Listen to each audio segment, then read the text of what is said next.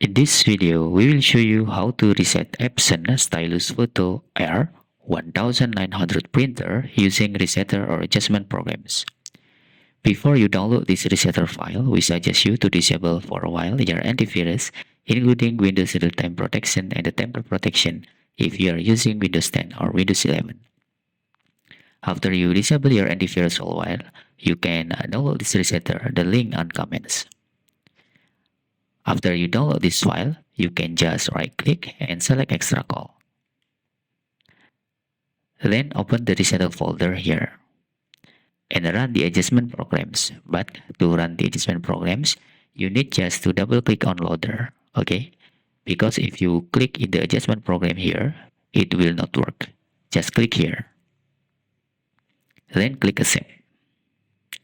And you need to select the destination, Euro, okay, for example. Then you can click OK.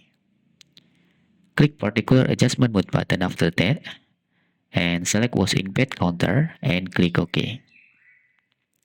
Don't forget to tick the put options pad counter here and click check button. After that, you can click initialization button.